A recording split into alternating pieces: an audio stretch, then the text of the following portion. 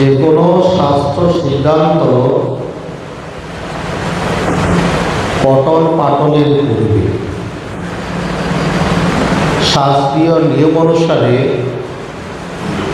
শান্তি বচন দিয়ে শুরু করতে হবে। এই শান্তি বচন বেদেরই মন্ত্র। শান্তি বচন এই জন্যই পাঠ করতে হয় যাতে মনটা শান্ত হয়ে যায়।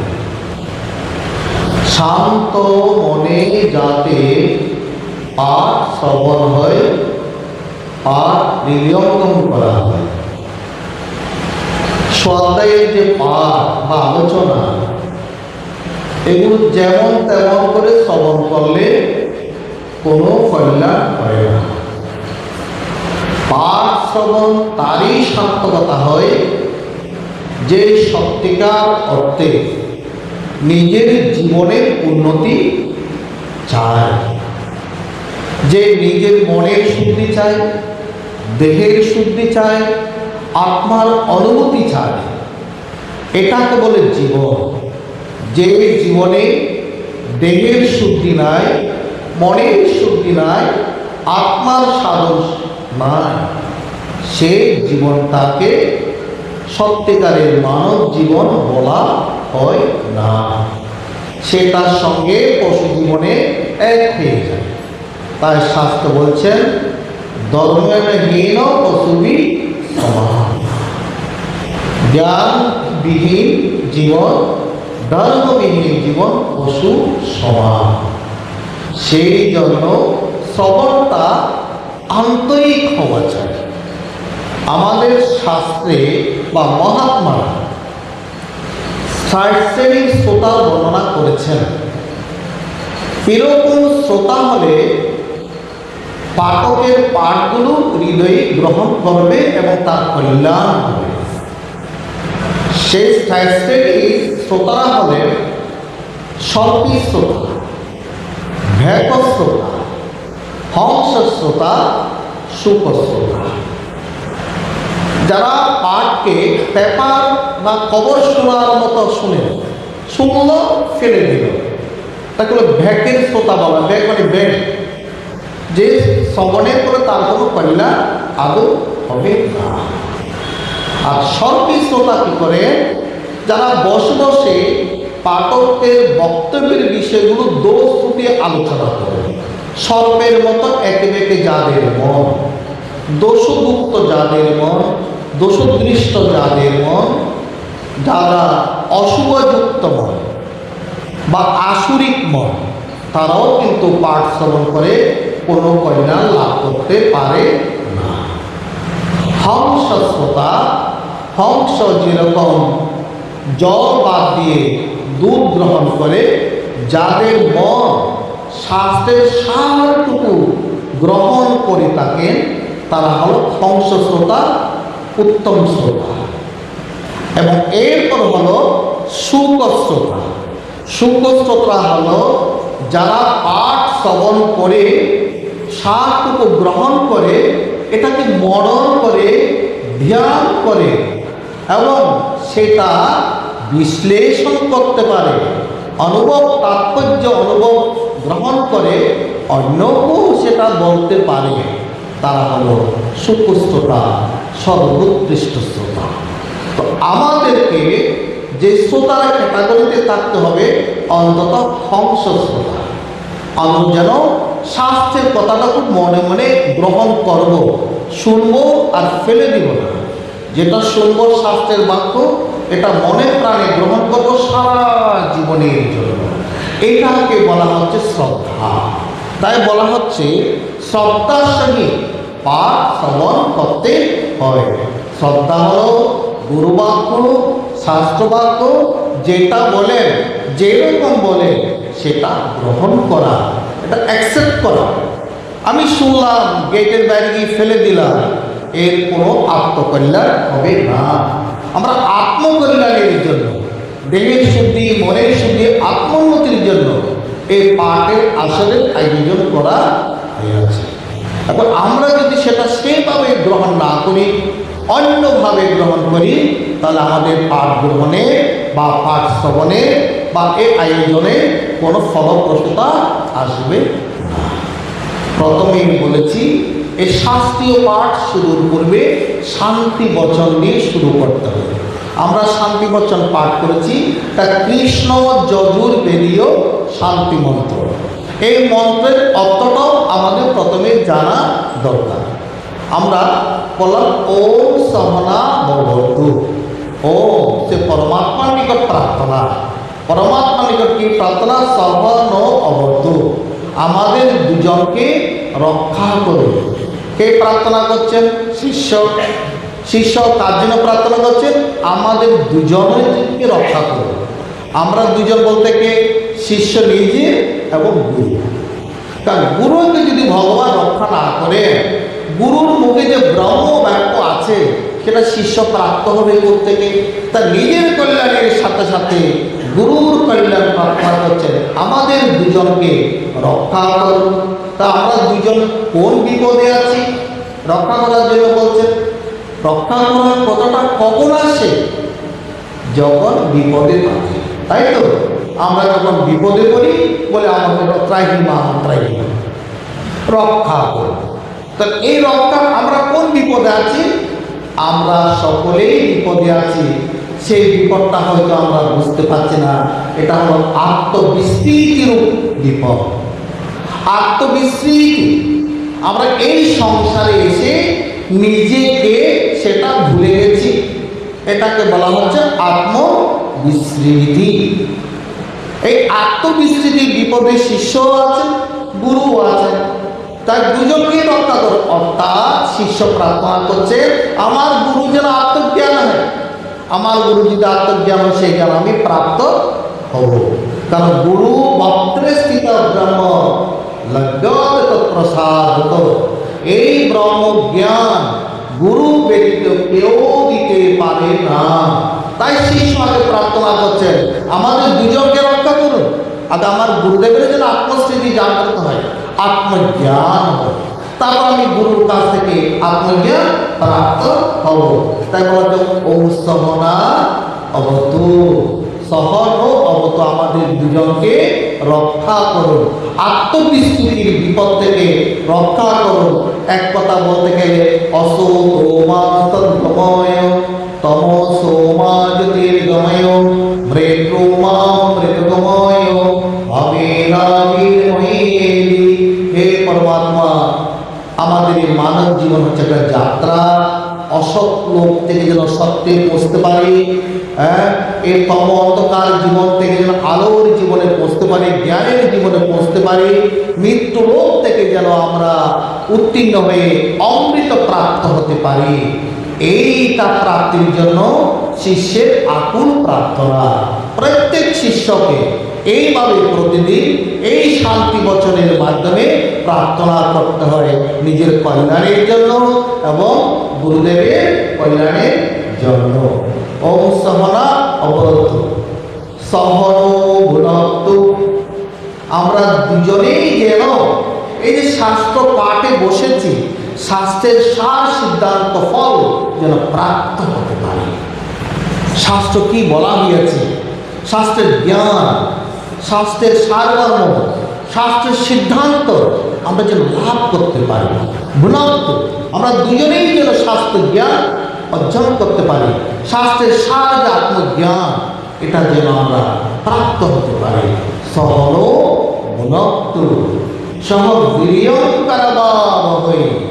আমরা দুজনেই যেন এই শাস্ত্র জ্ঞান লাভের সামর্থ্য অর্জন করতে পারি।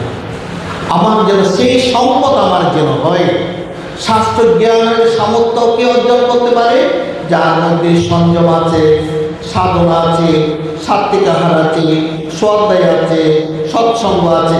এইগুলোর অনুকূল পরিবেশ যেন আমি লাভ করতে পারি। আমার মনের মধ্যে যেন সে সামর্থ্যতা, আমার বুদ্ধির মধ্যে যেন সে সামর্থ্যতা, আমার চিন্তার মধ্যে যেন সে সামর্থ্যতা প্রাপ্ত হতে পারে। কারণ আমার যদি সামর্থ্য না থাকে, গুরুদেব আমাকে ভালো ভালো উপদেশ করলেন কিন্তু আমি কিছুই লাভ করতে পারলাম না, তাদের সামর্থ্যতা চাই। প্রার্থনা করতে হয়। এগুলো তো আমাদের বৈদিক যুগের সিদ্ধান্ত। এটা কোনো এক নির্দিষ্ট শ্রেণীর মানুষের জন্য নয়, আপামর সকল সনাতনী হিন্দুদের জন্য। আমি এই গুরু শিষ্য বলে এগুলো গ্রহণ করবো না তা নয়, ওই গুরু শিষ্য বলে এগুলো গ্রহণ করবো না তা নয়। ব্যাগের বাক্য কোনো এক শ্রেণীর মানুষের জন্য নয়, ব্যাগের বাক্য সকলের জন্য, ব্যাগের সিদ্ধান্ত সকলের জন্য। কোনো কোনো প্রতিষ্ঠান সেগুলো জানান, আর কোনো কোনো প্রতিষ্ঠান হচ্ছে সেগুলো জানান না। আর জানালেও বা যারা তারা সেগুলো শোনার অবকাশ তাদের হয়নি বা তারা জানেনি, এগুলো হচ্ছে শাস্ত্রের সিদ্ধান্ত।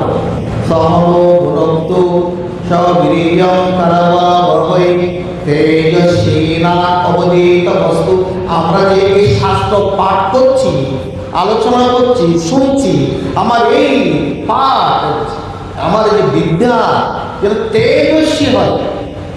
তেজস্বী মানে এগুলো তাৎপর্য অর্থ, মর্মার্থ, গূঢ় অর্থ, রহস্য আমি যেন অনুধাবন করতে পারি।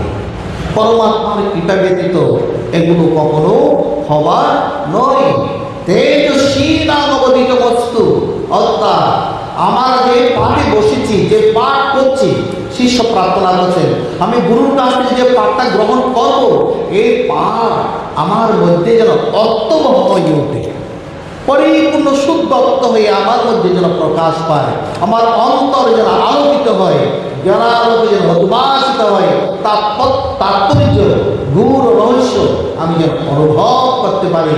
এর নাম হলো তেজস্বী নাম অবদিত বস্তু মা বিসার। আমাদের পরস্পরের মধ্যে যেন কোনো কটু সম্পর্ক না থাকে, পরস্পরকে যেন আমরা বিদ্বেষ না করি। শিষ্য গুরুর জন্য প্রার্থনা করছেন। দেখেন, যদি শিষ্যের সঙ্গে গুরুর সঙ্গে সম্পর্ক যদি তিক্ততা হয়, সেখানে জ্ঞান লাভের কোনো আশা থাকে? সম্পর্ক কিরকম হতে হবে? মধুর হতে হবে, তবে গুরুর জ্ঞান শিষ্যের মধ্যে সঞ্চারিত হবে। কোনো কারণ, অর্থাৎ শিষ্য বলতে চেয়েছেন গুরু আমাকে যেমন অনুশাসন দিক না কেন, কোনো অনুশাসনের দ্বারা যেন আমার মন রুষ্ট না হয়, কোনো অনুশাসনের দ্বারা আমার মন যেন গুরুর উপর কোনো সন্দেহ না বর্তায়। গুরুর সঙ্গে আমার সম্পর্ক যেন সমগ্র জীবন ধরে মধুময় হয়ে ওঠে, তবে গুরুর জ্ঞান শিষ্যের মধ্যে সঞ্চারিত হবে। তাই প্রার্থনা করছেন মা বিসাবয়, আমাদের মধ্যে যেন কোনোদিন সম্পর্ক ছিন্ন না হয়, আমাদের মধ্যে সম্পর্ক যেন মধুময় হয়, আন্তরিক হয়, প্রেমের হয়, ভালোবাসার হয়, কোনো কিছুর বিনিময়ে নয়। গুরুর সঙ্গে শিষ্যের সম্পর্ক কোনো বিনিময় থাকে না, অর্থাৎ গুরু এত টাকা দিলে শিষ্য এত জ্ঞান দেবে, এরকম কোনো ব্যাপার নয়। আমাদের শাস্ত্রের সিদ্ধান্ত হলো গুরু অহেতুকে দান করবেন, শিষ্য তার শ্রদ্ধা গ্রহণ করবে, তবে উভয়েরই কল্যাণ হবে। এখানে কোনো হেতু নয়, হেতু একটি, গুরুর প্রতি অগাধ বিশ্বাস, অপরন্ত ভালোবাসা, আর হচ্ছে ঐকান্তিক নিষ্ঠা। এই তিনটি দ্বারাই গুরু এবং শিষ্যের মধ্যে সুন্দর সম্পর্ক গড়ে ওঠে। তাতে শিষ্যের জীবন দিন দিন উন্নত থেকে উন্নত স্তরে পৌঁছে যাবে। শিষ্য নিজেও বুঝতে পারবে না কখন সে উন্নত স্তরে চলে গেছে, কিন্তু তার সাধনা হলো তার প্রেম, ভালোবাসা, শ্রদ্ধা, নিষ্ঠা এগুলো তার অক্ষুণ্ণ রাখবে। এই জন্যই শাস্ত্র পাঠের পূর্বে প্রতিদিন শিষ্যকে এই প্রার্থনাটা করতে হয়, ওম সহনা ভবতু সহনো ভুনক্তু সহ বীর্যং করভাবহৈ তেজস্বিনা অবদিতমস্তু মা বিদ্বিষাবহৈ। ওম শান্তি শান্তি শান্তি। এটা কেন বলা হলো তিনবার? ওম শান্তি শান্তি শান্তি। আমাদের যেন জীবন থেকে ত্রিবিধ বিঘ্ন দূরীভূত হয়ে যায়। আমরা ত্রিবিধ বিঘ্নের মধ্যে আছি, আমরা জন্ম থেকে মৃত্যু পর্যন্ত এই বিঘ্নগুলো আমাদের মধ্যে থাকবে, কিন্তু এই বিঘ্ন থেকে যেন আমি মুক্তি পাই, আমার এই বিঘ্ন যেন শান্ত হয়ে যায়, যেন শান্তি লাভ করতে পারি। আধ্যাত্মিক বিঘ্ন, আদি দৈনিক বিঘ্ন, আদি ভৌতিক বিঘ্ন।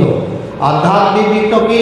শরীরের রোগ হচ্ছে, মনের মধ্যে ভালো লাগছে না ওকে বলি না মন ভালো লাগছে না, মন ভালো নাই, মন যেন কিরকম একটা হতাশায় আছে, বিষণ্ণতায় আছে, উদ্বেগে আছে, উৎকণ্ঠায় আছে, নানা রকম সংসারে তাপে চাপে পাপে মন মধ্যে একটি অপ্রশান্ত ভাব, একটা অপ্রসন্ন ভাব বিরাজ করে। তাই বলছেন এই ভগবান আমার মনটা যেন শান্ত থাকে, আমার শরীরটাও যেন সুস্থ থাকে।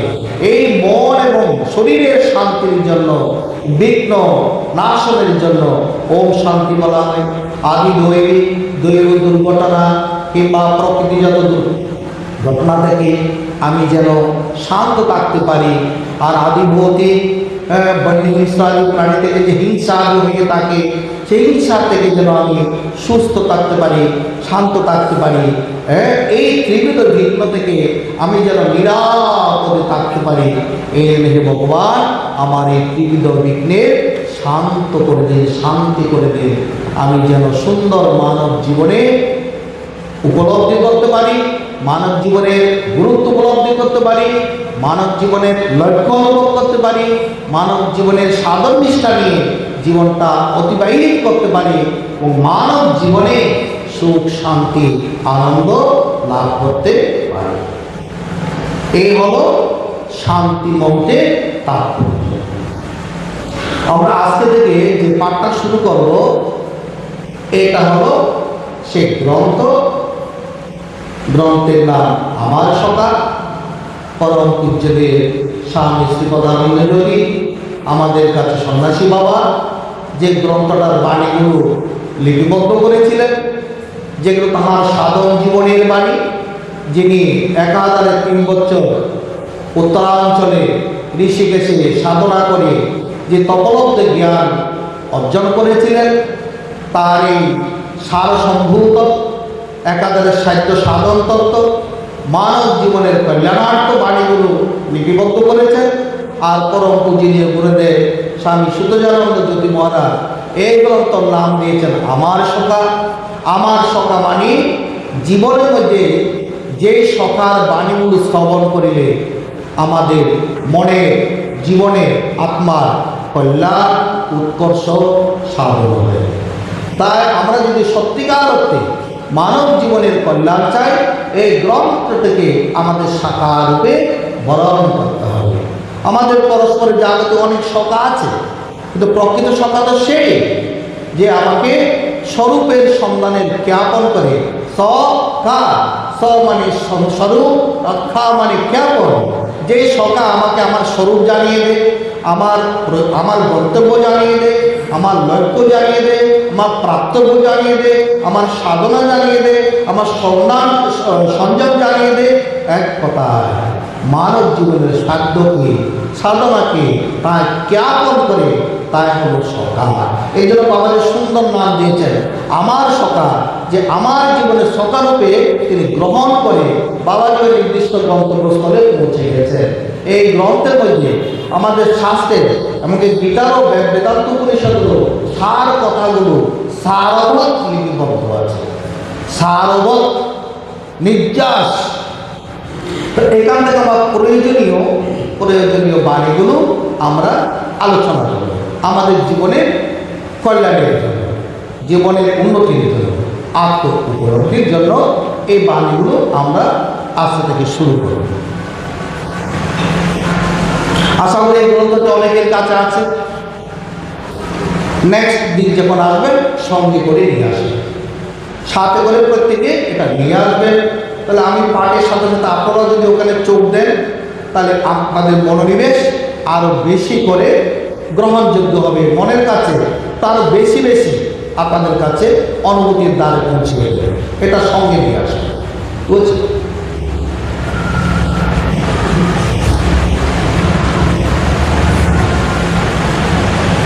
এখানে আমি 1 নম্বর বাণীটা শুরু করব। তার আগে একটা সাবধান বাণী আছে, সেটা আজকে আমি ব্যাখ্যা করবো না, তা কয়েকদিন যাওয়ার পরেই ব্যাখ্যা করবো, তাহলে আপনাদের বুঝতে সুবিধা হবে। সেই জন্য আমি প্রথম বাণী দিয়ে শুরু করছি। আমার সখা প্রথম দর্শন। এখানে 4টি দর্শন আছে, তা প্রথম দর্শন যেটা সাবধান বাণী সেটা আজকে পাঠ করবো না, 1 নম্বর বাণীটা আজকে পাঠ করবো। 1 নম্বর বাণীতে আছে, নির্মল চিত্ত ব্যতীত কোন বিষয়ের সত্য দেখিবার অধিকার জন্ম না। 3 বার বলবো, মনোযোগ সহকারে শ্রবণ করো। নির্মল চিত্ত ব্যতীত কোন বিষয়ের সত্য দেখিবার অধিকার জন্মে না। 2 বার বললাম, নির্মল চিত্ত ব্যতীত কোন বিষয়ের সত্য দেখিবার অধিকার জন্মে না। এই বাণীটির মাধ্যমে আমাদের পূজ্য সন্ন্যাসী আমাদের মানব জীবনের লক্ষ্য এবং সাধনা দুটি বলে দিয়েছি।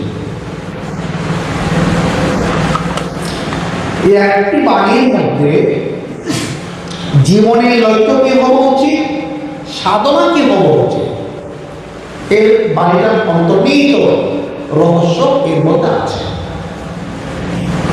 দেখেন, আমাদের শাস্ত্রকারেরা যেমন শ্রীমদ্ ভগবদ গীতা, ভাগবত, তারপর হচ্ছে আমাদের চণ্ডী, মাতৃপণ্ডানন্দ চণ্ডী, এইসব গ্রন্থে প্রথমে আমাদের ঋষিগণ প্রথমে লক্ষ্য নির্দেশ করেছেন।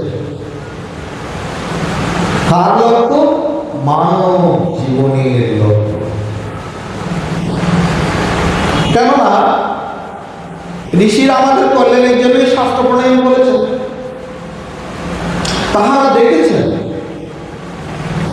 এই মানব জীবন জন্ম থেকে মৃত্যু, এটা কি যাত্রা, এটা কি একটা যাত্রা। যাত্রা মানে গমন শুরু হয়েছে, এই যাত্রা শুরু হয়েছে জন্ম থেকে, তার পথ চলা একদিন সমাপ্ত হবে। এই মানব জীবনের যাত্রা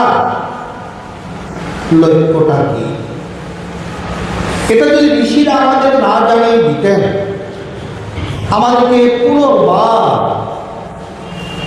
একবার জন্ম একবার মৃত্যু, একবার জন্ম একবার মৃত্যু, এই যে একটা চক্র, জন্ম জরা ব্যাধি মৃত্যু যে একটা চক্র, এই চক্রের মধ্যে ঘুরে ঘুরে ঘুরে ঘুরে থাকতে হতো।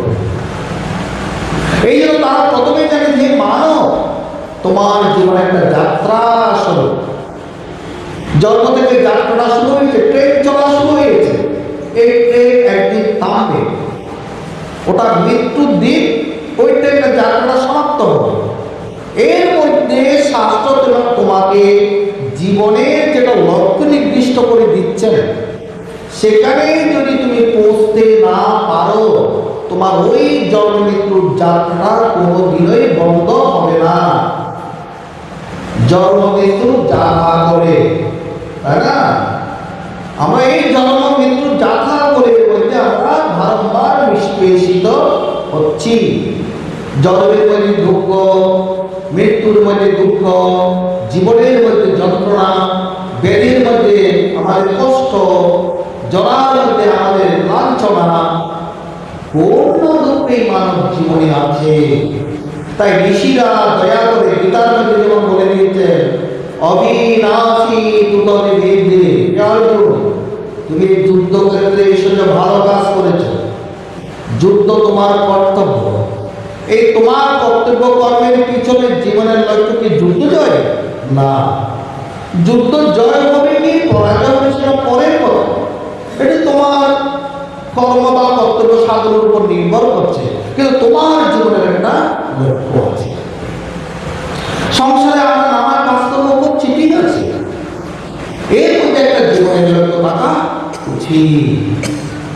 এই লক্ষ্যহীন জীবন লক্ষ্যহীন নাবিকের মতো। লক্ষ্যহীন নাবিক সে যদি কোন কাটে তার নৌকাটা ভিড়াবে, এটা যদি তার জানা না থাকে, সে সারা রাত্রি শুধু নৌকাটা চালাতে থাকবে।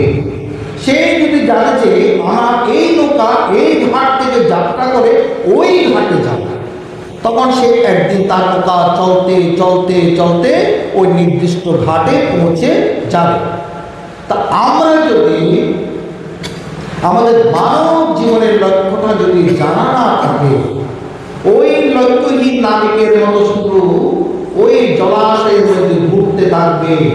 তার গীতায় যেমন বলে দিয়েছেন অবিনাশিত দ্রুতদিবে, ভাগবত বলে দিয়েছেন সত্যম পরম ধীমহি, বলে দিয়েছেন সত্যই তোমার, এই সত্যই হচ্ছে তোমার জীবনের লক্ষ্য, সেই সত্যকে ধ্যান করো, ধ্যান করি।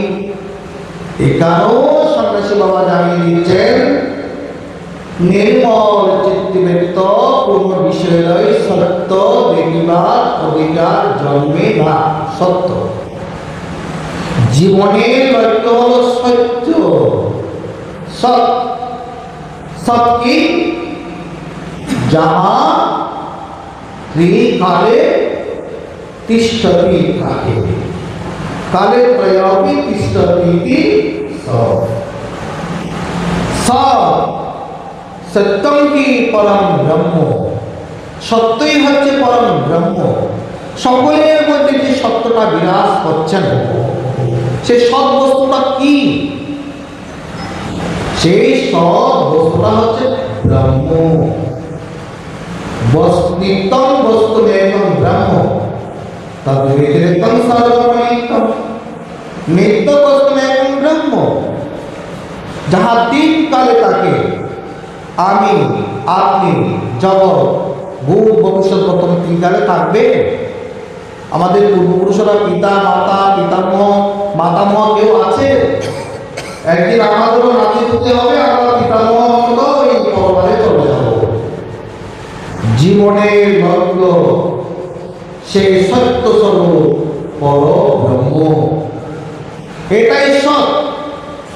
এই সৎ ব্রহ্ম বা সৎরূপ আত্মা, এটাকে দর্শন করার জন্য সন্ন্যাসী বাবা বলছেন, যেটা গীতারও কথা, শাস্ত্রের কথা, আত্মান ভিত্তি। আত্মাকে যদি জানো, আত্মাকে যদি জানো, তবে সুখম আত্মবিদ, তোমার জীবন কোনো শোক দুঃখ মোহ কষ্ট থাকবে না। আত্মাকে জানিলে আমি আমার জীবনে কোনো শোক থাকবে না, মোহ থাকবে না, কষ্ট থাকবে না, দুঃখ থাকবে না। তাই আচার্য শঙ্কর খ্যাত করে বলেছেন, কাম ক্রোধম লোভম মোহম তত্ত্ব আত্মান পশ্যতু ওয়ং আত্মজ্ঞান বিহীনে মূঢ়া তে পচ্যন্তি নরকে গুণা। যার আত্মজ্ঞান নেই, আত্মাকে না জেনে মৃত্যুবরণ করে নরকে নিগুড়া, সে নরকে গমন করে, নরকে অবস্থান করে। তারপরে তো বলবো তাহলে আমরা সবাইকে আপনাদের মতো সন্ন্যাসী কিংবা আশেপাশে বলবো না। আমাদের প্রাচীনকালে মুনি ঋষিরা আত্মজ্ঞানকে সম্মুখে রেখে তাদের জীবন যাত্রা নির্বাহ করত। ঠাকুর রামকৃষ্ণ কথা বলছেন, আত্মজ্ঞান আচলে বেঁধে যাহা খুশি তাহা কর। অর্থাৎ তোমার জীবনের লক্ষ্য, হে গৃহী, তুমি গৃহী হও, যোগী হও, ত্যাগী হও, ভোগী হও, সাধু হও, সন্ন্যাসী হও, তোমার জীবনে একটাই লক্ষ্য, সত্যকে জানা। যদি সত্যকে না জানি, নরকে নিগুড়া, নরকে আমাকে যেতে হবে, নরকে গমন করতে, মৃত্যুর পর কোথায় যাবে? নরকে যেতে হবে। আত্মজ্ঞান বিহীনে মূঢ়া তে পচ্যন্তি নরকে নিগুড়া, সেই নরকে গমন করে। সেই জন্য সকলের মানবের জীবনের লক্ষ্য সৎস্বরূপ পরম বস্তু আত্মা বা ব্রহ্ম। তাই সন্ন্যাসী বলেছে, সত্য ব্যতীত, সত্য হল তোমার লক্ষ্য বস্তু, এটাকে দর্শন করতে হলে, অনুভব করতে হলে তোমাকে নির্মল চিত্তের অধিকারী হতে হবে। নির্মল চিত্তে ব্যতীত সত্য দেখিবার অধিকার না।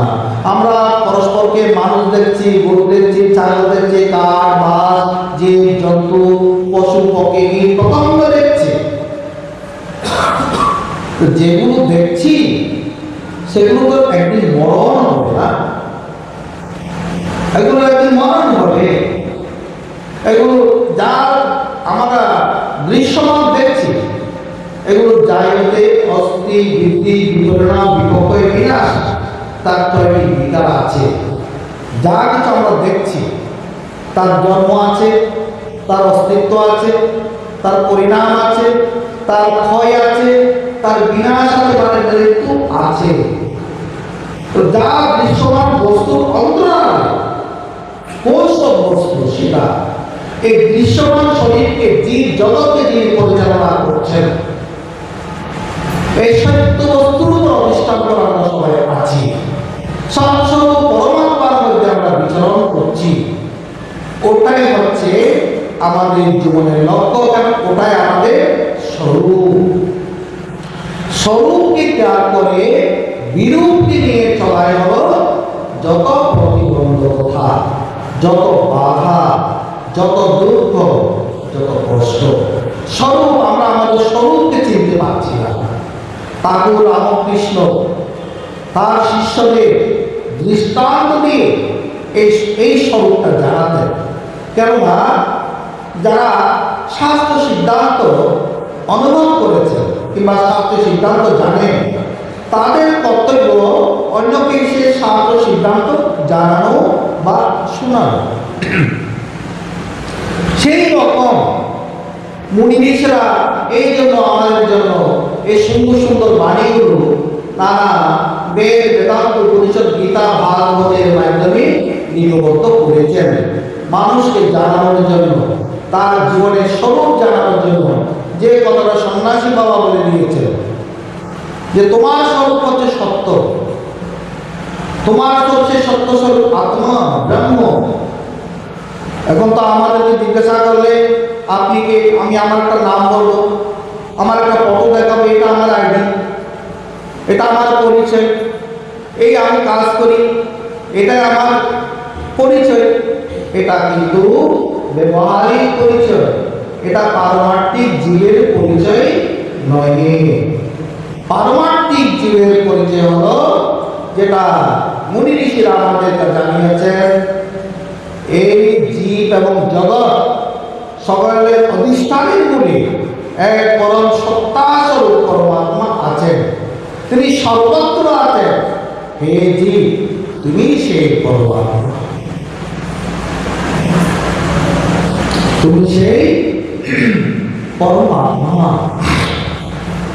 এই কথাগুলো প্রথম প্রথম আমাদের বিশ্বাস হবে না, বারবার শুনতে শুনতে শুনতে শুনতে তবে আমাদের অন্তরের মধ্যে বিশ্বাসের স্থান অধিকার হবে।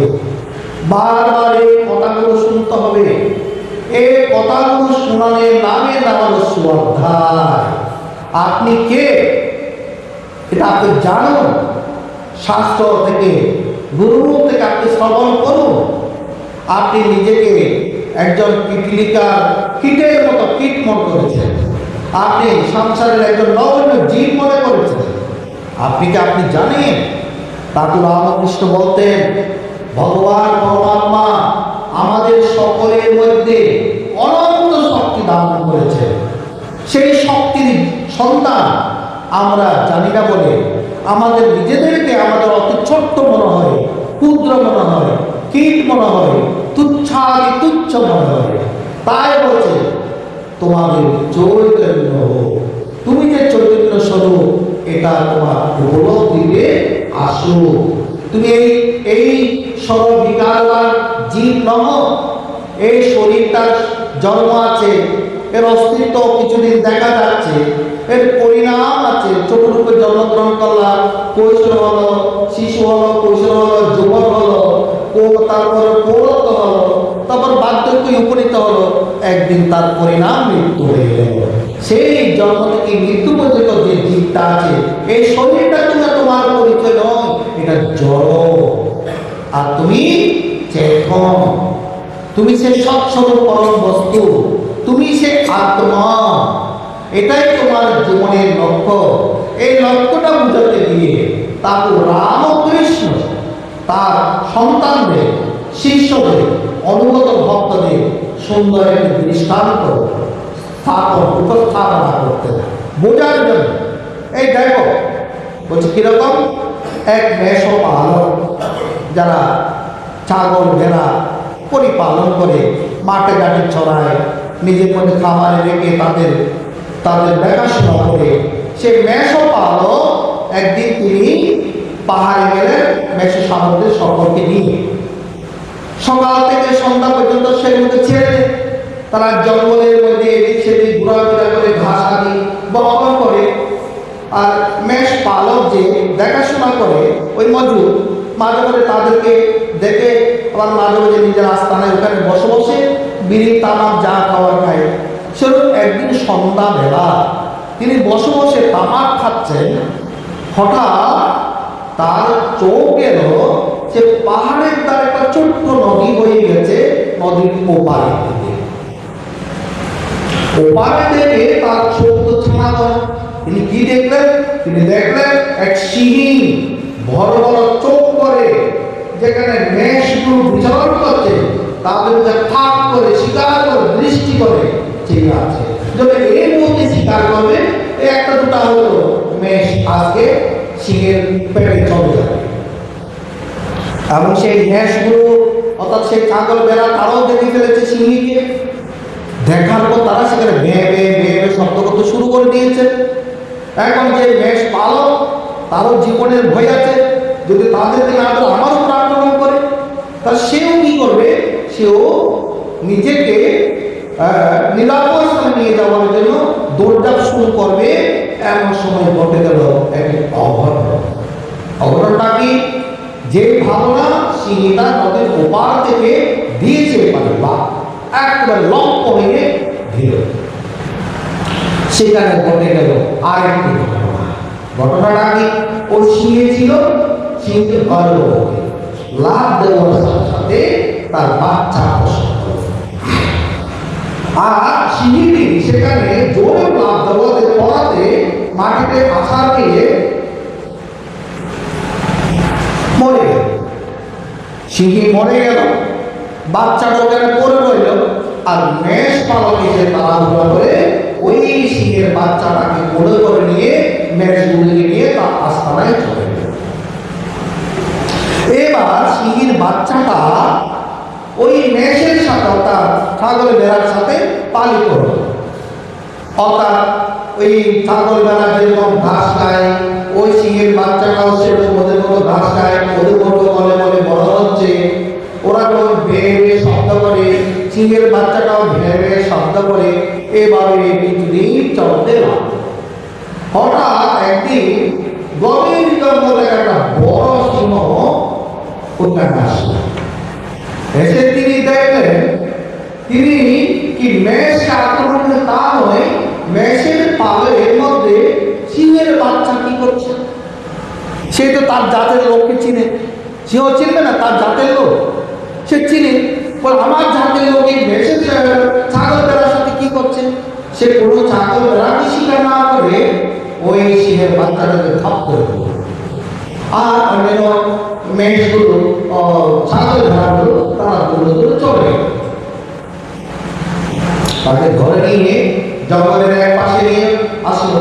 বলে তুই তো সিংহের বাচ্চা, তুই তো ভেড়ার বাচ্চা নস, তুই কেন ভ্যাঁ ভ্যাঁ করছিস, তুই কেন তৃণ অর্পণ করছিস। সে ভ্যাঁ ভ্যাঁ করে, বহুদিনের অভ্যাস, ছাড়তে পারে। বহুদিনের অভ্যাস ভ্যাঁ ভ্যাঁ করে, ছাড়তে পারে না। বলে না তুই দেখ, তুই আমার কথা বিশ্বাস করছিস না। এই একটা জলাশয়ের মধ্যে নিয়ে গেল, তোর আকৃতিতে আমার, আমি যেমন সিংহ তুইও সিংহ। সেও বিশ্বাস করতে চাইছে না, বারবার বলছে দেখ যদি জানতে পারে তুই সিংহের বাচ্চা, এবার তোকে ওরা সবাই মেরে ফেলবে, তো ওদের কোনোদিন যাবি না। এই দেখ তুই যেরকম আমি সেরকম, আমি সিংহে তুই সিংহের বাচ্চা। তারপর তার একটু বলে তাকে গর্জন শোনালো, সেও বড় বড় গর্জন করতে লাগলো। আমার মতো গর্জন করো। তার তো সিংহে রক্ত আছে। যখন ট্রেনিং প্রাপ্ত হলো, সঙ্গ পেল, তখন তার ভিতর থেকে গর্জন শুরু হলো। যখন সে গর্জন করতে শুরু করলো, তখন তার একটা আত্মবিশ্বাস হলো, আমি ভেড়া নই, আমি কে? আমি সিংহ। এবার বড় সিংহ তাকে এখানে তো একটা শিকার করে একটু মাংস মুখের মধ্যে বুঝিয়ে দিল, দেখ তুই তো তৃণবর্তন করছিস, এটা একটু খেয়ে দেখ, দেখ আমি খাচ্ছি। তার তো সিংহে রক্ত আছে শরীরে, সংস্কার তো সে বলতে পারে না। যখন একটু রক্তের স্বাদ পেল, সে চিবিয়ে চিবিয়ে মাংস ভক্ষণ করতে লাগলো। এবার তার পুরাপুরি বিশ্বাস হলো, আমি সিংহ, আমি মেষ নই। সেও জন্ম জন্ম ধরে আমরা নিজেরাকে মানুষ ভাবতে ভাবতে, দেহ ভাবতে ভাবতে আমরা যে আত্মসিংহ আমরা ভুলে গেছি। আমরা সকলে আত্মসিংহ। আমরা সংসারের মধ্যে যতন কীটের মতো বিরাজ করছি। তাকে রামকৃষ্ণ বোঝাচ্ছে, দেখো সৎসঙ্গের দ্বারা তোমাদের এই চেতনা জাগ্রত হবে। এই জন্য সৎসঙ্গের প্রয়োজনীয়তা। আজকে যদি বনের সিংহ মানে গুরু এসে ওই জলাশয়, ওটা শাস্ত্র, শাস্ত্র দিয়ে প্রমাণ করছে, জলাশয়ের শাস্ত্র, বনের সিংহ হচ্ছে গুরু, গুরু এসে শাস্ত্র বলছেন তুমি আত্মা জীব ব্রহ্ম নাম, জীব আত্মা ব্রহ্ম তার কিছু নেই, তুমি মানুষ নও, তুমি এই কীট পতঙ্গ নও, তুমি ইন্দ্রিয় নও, তুমি প্রাণ নও, তুমি পঞ্চভূত নও, এই শরীর তুমি নও, তুমি স্থূল শরীর নও, তুমি সূক্ষ্ম শরীর নও, তুমি কারণ শরীর নও, তুমি সচ্চিদানন্দ স্বরূপ আত্মা। এই সংস্কার সৎসঙ্গঠিত লাভ করা যায় না। এইটাই আমাদেরকে প্রথমে বিশ্বাস করতে হবে, বারবার শ্রবণ করতে হবে, মনন করতে হবে। ভাবে বসে ভাবরে মন, জড়দেহ আমি নয়। ভাব শ্বাসে শ্বাসে জপনিত্য আমি যে চৈতন্য। কোথায় আছে আমাদের ত্রিযোগ উত্তরে মণি বাবা লিখেছেন। তাই মণি বাবা বলেছেন, আত্মপরিচয় করিল আপনার জন্ম মরণ চক্রে ঘুরিবে না আর। জন্ম মৃত্যুর চক্র থেকে মুক্তি পেতে হলে তুমি যে আত্মা এটা উপলব্ধি করো। এটাই জীবনের লক্ষ্য, আত্মাই জীবনের লক্ষ্য। আত্মাকে আমাকে জানতে হবে। এই মানব জীবনে এসে আত্মাকে যারা সংসার পরিচালনা করে তাদের সংসারকে বলা হচ্ছে বিদ্যার সংসার। আপনারা যদি বলবেন আমার সংসারে আছি, স্ত্রী পুত্র নিয়ে আছি, ব্যবসা বাণিজ্য নিয়ে আছি, রান্না বান্না নিয়ে আছি, লেখাপড়া নিয়ে আছি, আমাদের পক্ষে এগুলো সম্ভব, আপনাদের পক্ষে এগুলো সম্ভব।